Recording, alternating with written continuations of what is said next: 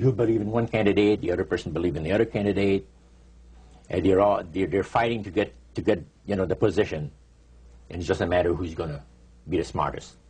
And with Lucifer, the fallen cherubim, he's very smart. He's going to win, and Christ going to abdicate the rights of the planet. He's going to resurrect his people, have established his kingdom that lasts for ever and ever. God won't be able to destroy him because it would be against God's, the Creator's nature to destroy Lucifer in the fire. Beside that, he said,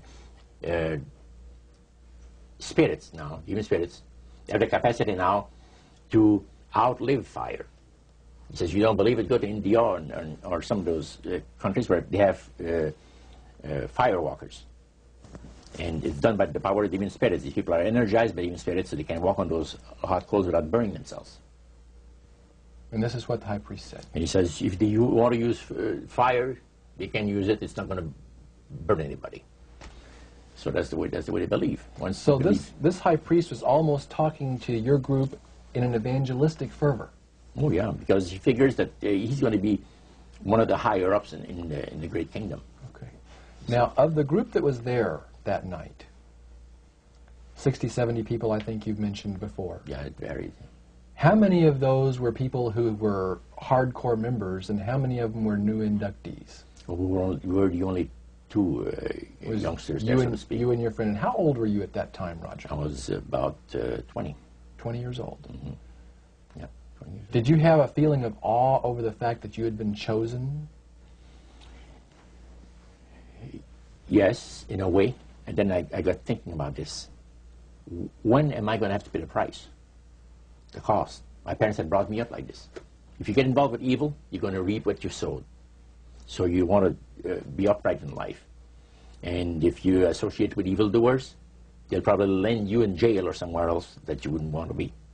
So there's always a price to be paid. So you had that little something maybe instilled by your mother and father a long time ago that kept you from making that full commitment. Now, one of the things that really amazed me and shocked me and made me sick at heart is when the priests talk about Christian idolatry. What is Christian idolatry? The priest mentioned that word. Yeah. Tell us what he said, Roger. He said that Christian idolatry is the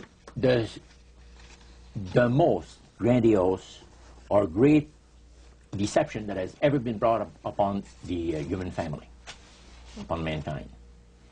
And he says, and he boasted that demon spirits are continually defiling Christian churches through the avenue of necromancy by using a form of spirit worship that involves hundreds of millions of Christians into idolatry without their being aware of it. Now, what is necromancy? Describe or define necromancy for me. Their belief, popular belief of necromancy, is to conjure the spirits of the dead. So that you can speak with someone who has died. Like the seance that you originally went to was the practice of necromancy. Yeah. Now, the priest says that this super deception is brought about in only one way. Through the deceptive belief that man has an immortal soul that lives on after death. And he said that constitutes idolatry through necromancy. So he says there are hundreds of millions of Christians that are practicing idolatry while they think they're glorifying God. See? Because they believe that the soul is immortal. Yeah. They may not be talking to the supposed spirits of the dead. Oh, yeah. Contrary to popular belief, necromancy does not consist of conjuring the spirits of the dead. The reason being that man is totally mortal and does not possess an immortal soul. So who are they talking to? He says the friendly demon spirits that have always found over the centuries great delight in impersonating in apparitions departed loved ones and persons of great renown. Now, friendly demon spirits. Friendly demon spirits. Are there more than one kind of demon spirits, Roger? Well, there's three main divisions, and then there's divisions within those divisions. You have the friendly demon spirits that seem to have the finesse and the refinement, and they're not upset about what happened when they were thrown out of heaven, from what I gather. Then you have the warriors They like to bring misery and destruction in the lives of people. Then you have the oppressors. And the oppressors are the real wicked spirits that hate God with all of their, the Creator with all of their might. You know. So he went on explaining. He says, now, necromancy is in reality a belief, a religious belief. People believe that the dead have entered into a higher state of existence than they had when they were alive. Also that they are in a position and have the capacity to help the living here on earth. See? Then he said, he says, this is where things get really interesting. He said, according to the Great Master, a person does not have to supposedly call upon the spirits of the dead to receive help, you see, to be involved in necromancy. All he needs to do is to believe in life after death. Because he said, necromancy is the belief that man is human, as a human being, as an immortal soul. So anybody that believes that man has an immortal soul is involved in necromancy. It's that simple. That's the way he explained it. Yeah. So how does that constitute idolatry? By people believing that they are either talking to the saints, you see, the spirits of the dead saints, or a dead relative, or a dead person of some type. And you take, for instance, like Loretta Lynn.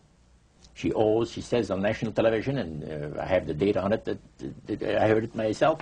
She said that she was made successful in her singing career by a dear friend of hers that was the same age as she, and died when she was 18 years of age.